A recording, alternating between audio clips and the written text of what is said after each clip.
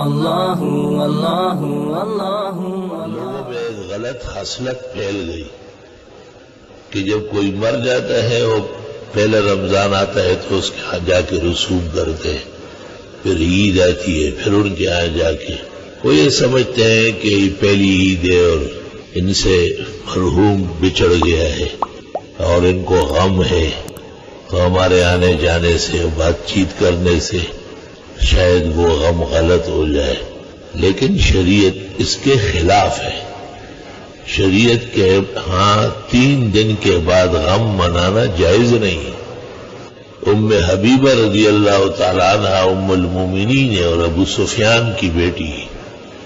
ابو سفیان سفر میں مر گیا تھا تو ام حبیبہ نے 3 دن کے بعد سرخی پاؤڈر منگوایا اور آنکھوں میں سرما ڈالا اور ہونٹوں پہ سرخی رکھی اور پھر فرمایا میں بڈھی بوڑھی ام المومنین، مجھے کیا ضرورت ہے، صرف تمہیں دکھانا چاہتی ہوں کہ 3 دن کے بعد میت کا غم منانا حرام ناجائز، صرف ثابت کرنے کے لیے کہ اب غم ختم ہے۔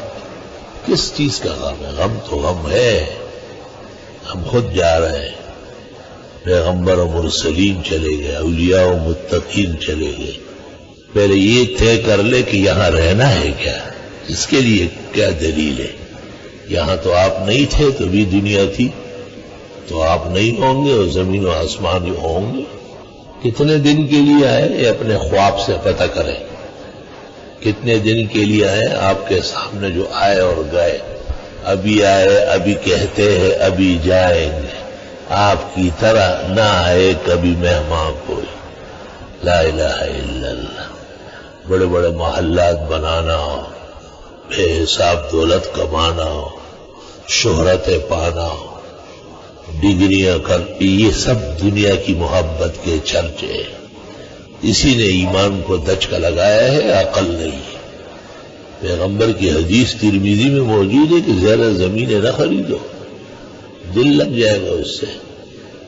اور صحابی نے جو بڑا مکان بنایا، جب آپ نے دیکھا اور تعجب کیا کہ میرا صحابی ہو کہ اس محل میں رہے گا، اور نماز میں آیا تو جس طرح وہ بیٹھے تھے آپ نے ادھر منہ موڑا، اگلی نماز میں وہ آپ نے اس طرح منہ موڑا، کوئی ضرورت نہیں تجھے دیکھنے کی۔